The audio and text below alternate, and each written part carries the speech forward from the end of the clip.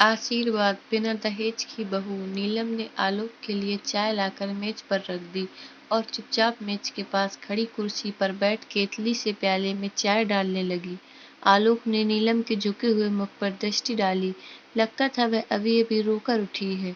आलोक रोजाना ही नीलम को उदास देखता है। वैसे नीलम रोती बहुत कम है। वह समझता है कि नीलम के रोने का कारण क्या हो सकता है, इसलिए उसने पूछकर नीलम को दोबारा रुलाना ठीक नहीं समझा। उसने कोमल स्वर में पूछा, माँ और पिताजी ने चाय पी ली? नहीं, नीलम के स्वर में हल्का सा कंपन था। क्यों? माँ जी कहती हैं कि उन्हें इस कदर थकावट महसूस हो रही है कि चाय पीने के लिए बैठ नहीं सकती, और पिताजी को चाय नुकसान करती है, तो पिताजी को दूध दे देती। ले गई थी, किंतु उन्होंने कहा कि दूध उन्हें हजम नहीं होता। आलोक चाय का प्याला हाथ में लेकर माता पिता के कमरे की ओर जाने लगा तो नीलम धीरे से बोली, पहले आप चाय पी लेते, तब तक उनकी थकान भी कुछ कम हो जाती। तुम पियो, मेरे इंतजार में मत बैठी रहना, माँ को चाय पिलाकर अभी आता हूँ। नीलम ने चाय नहीं पी, गोद हाथ में रखे खिड़की से बाहर देखती रही। काश वह भी हवा में उड़ते बादलों की तरह स्वतंत्र और चिंता रहित होती। नीलम के पिता एक सफल डॉक्टर थे, पर उनकी सबसे बड़ी कमजोरी यह थी कि वे किसी को कष्ट में नहीं देख सकते थे।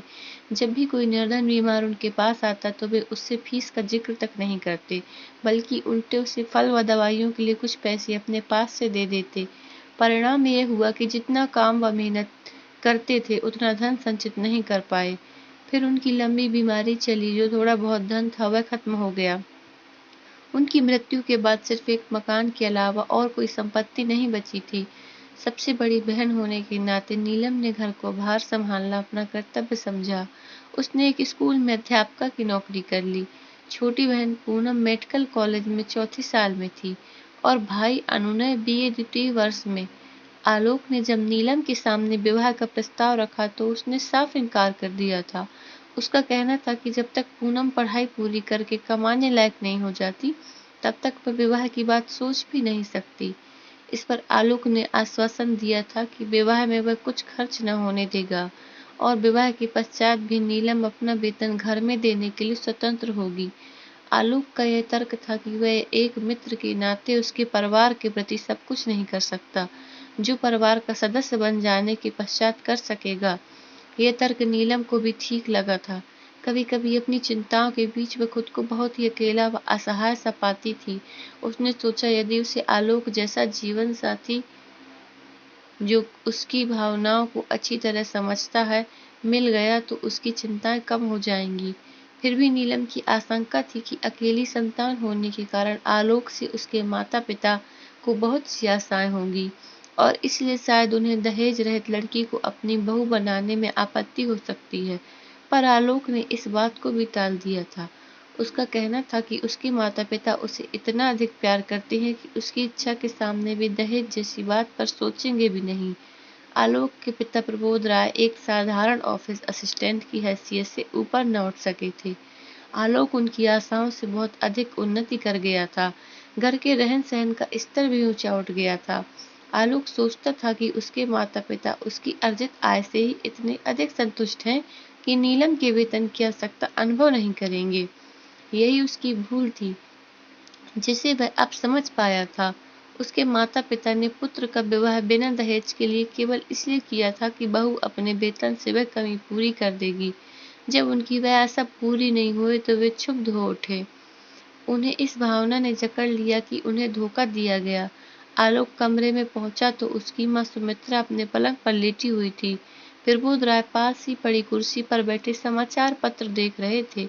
आलोक बोला, माँ, नीलम कह रही थी कि आप थकान महसूस कर रही हैं, चाय पी लीजिए, थकान कुछ कम हो जाएगी। रहने दे बेटा, चाय के लिए मेरी तनिक भी इच्छा नहीं है। तो बताइए फिर क्या लेंगी? नीलम पिताजी के लिए मौसमी का रस निकाल रही है, आपके लिए भी निकाल देगी। रहने दे, मैं रस नहीं पीऊंगी। मैं तेरी माँ हूँ, क्या मुझे अच्छा लगता है कि मैं अपने खर्चे बढ़ा बढ़ा कर तेरे ऊपर बोझ बन जाऊँ? क्या करूँ, उम्र से मजबूर हूँ, अब काम नहीं होता। तो फिर क्यों नहीं नीलम को रोटी बनाने देती? वह तो कहती है कि सुबह आप दोनों के लिए पूरा भोजन बनाकर स्कूल जा सकती है। कैसी बातें कर रहा है आलोक? 7 बजे का पका खाना 12 बजे तक बासी नहीं हो जाएगा? तूने कभी अपने पिताजी को ठंडा फुल्का खाते देखा है?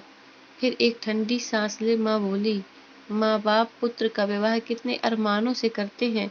घर में बहू आएगी, रौनक होगी, शरीर को आराम मिलेगा। फिर एक और लंबी सांस छोड़कर बोली, खैर इसमें किसी का क्या दोष, अपना अपना समय है। श्याम सुंदर लाल 25 लाख रुपए नगद और एक कार देने का वादा कर रहे थे। कैसी बातें करती हो माँ? जो लड़की इतनी रकम लेकर आती वह क्या आपको रस निकाल कर देती? कार में उसे फिल्में दिखाने और शॉपिंग कराने में ही मेरा आधे से ज्यादा वेतन स्वाहा हो जाता। ऊपर से उसके उलाहने सुनने को मिलते कि उसके मायके में तो इतने नौकर चाकर काम करते थे। और माँ, यदि मेरा विवाह अभी हुआ ही न होता तो क्या होता? यदि नीलम कुछ लाई नहीं तो वह अपने ऊपर खर्च भी तो कुछ नहीं कराती। तुमसे इतनी बार मैंने कहा है कि नौकर रख लो, पर तुम्हें तो नौकर के हाथ का खाना ही पसंद नहीं। अब तुम ही बताओ कि यह समस्या कैसे हल हो। सुमित्रा के पास जो समाधान था वह उसके लिए बिना बताए भी आलोक जानता था, सो वह चुप रही। आलोक ही फिर बोला, थोड़े दिन और धीरज रखो माँ। पूनम ने आखिरी वर्ष की परीक्षा दे दी है, अब उसका खर्च तो समाप्त हो ही जाएगा। अनन्या भी 1-2 वर्ष में योग्य हो जाएगा और उसके साथ नीलम का उसका उत्तरदायित्व भी खत्म हो जाएगा। वह नौकरी छोड़ देगी। अरे, एक बार नौकरी करके कौन छोड़ता है? फिर वह इसलिए धन जमा करती रहेगी कि बहन का विवाह करना है। आलोक हंसकर बोला, इतने दूर की चिंता आप क्यों करती हैं माँ? पूनम डॉक्टर बन स्वयं अपने विवाह के लिए बहुत धन जुटा लेगी। मुझे तो तेरी ही चिंता है। तेरे अकेले के ऊपर इतना बोझ है। मुझे तो छोड़ो, इन्हें तो फल इत्यादि मिलने ही चाहिए, नहीं तो शरीर कैसे चलेगा। तभी नीलम 2 गिलासों में मौसमी का जूस लेकर कमरे में आई। आलोक हंसकर बोला, देखो माँ, तुम तो केवल पिताजी की आवश्यकता की बात कह रही थी, नीलम तो तुम्हारे लिए भी जूस ले आई है। अब पी लो। नीलम ने इतने स्नेह से निकाला है, नहीं पियोगी तो उसका दिल दुखेगा। इस प्रकार की घटनाएं अक्सर होती रहती। माँ का जितना असंतोष बढ़ता जाता है, आलोक का पत्नी के प्रति उतना ही मान और अनुराग। विवाह के पश्चात नीलम ने एक बार भी सुना कर नहीं कहा कि आलोक ने उसे जो आश्वासन दिए थे वे निराधार थे। उसने कभी यह नहीं कहा कि आलोक के माता पिता की तरह उसके माता पिता ने भी उसे योग्य बनाने में उतना ही धन खर्च किया था। तब क्या उसका उनके प्रति इतना भी कर्तव्य नहीं कि वह अपने बहन भाई को योग्य बनाने में सहायता करे? वह तो अपने सास ससुर को संतुष्ट करने में किसी प्रकार की कसर नहीं छोड़ती। स्कूल से आते ही घर गृहस्थी के कार्यों में उलझ जाती है। कभी उसने पति से कोई स्त्री सुलभ मांग नहीं की। अपने मायके से जो साड़ियां लाई थी अब भी उन्हें ही पहनती, पर उसके माथे पर सिकन तक नहीं आती थी। नीलम ने सरलता से परिस्थितियों से समझौता कर लिया था। उसे देख आलोक उससे काफी प्रभावित था। यही बात वह अपने माता पिता को समझाने का प्रयत्न करता था, किंतु वे तो जैसे समझना ही नहीं चाहते थे। वे घर के खर्चों को लेकर घर में एक अशांत वातावरण बनाए रखते, केवल इसलिए कि वे बहू को यह बताना चाहते थे कि वह अपने बहन भाई के ऊपर जो धन खर्च करती है वह उनके अधिकार का अपहरण है। नीलम स्कूल के लिए तैयार हो रही थी। उसे सास की पुकार सुनाई दी तो बाहर निकल आई। पड़ोस के 2 लड़के उन्हें बताया कि प्रबोध राय जब अपने नियम के अनुसार सुबह की सैर के बाद घर लौट रहे थे, तब एक स्कूटर वाला उन्हें धक्का देकर भाग निकला और वे सड़क पर गिरे पड़े हैं। नीलम तुरंत घटना स्थल पर पहुंची। ससुर बेहोश पड़े थे। नीलम कुछ लोगों की सहायता से उन्हें उठाकर घर लाई। उसने जल्दी से पूनम को फोन किया। पूनम ने कहा कि वे चिंता न करें, वे जल्दी ही एम्बुलेंस लेकर आ रही है।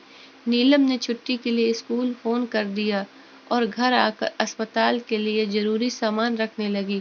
तभी पूनम आ गई। जितनी तत्कालीन चिकित्सा करना संभव था उसने की और उन्हें अस्पताल ले गई। पूनम अपने स्वभाव व व्यवहार के कारण पूरे अस्पताल में सर्वप्रिय थी।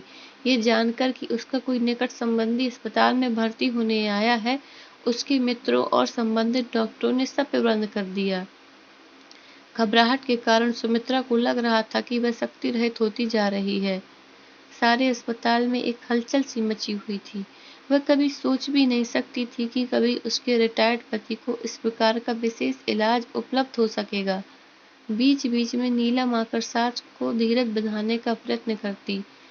आलोक ऑफिस के कार्य से कहीं बाहर गया हुआ था। नीलम ने उसे भी इस घटना की सूचना दे दी। अनुनय समाचार पाते ही तुरंत आ गया था।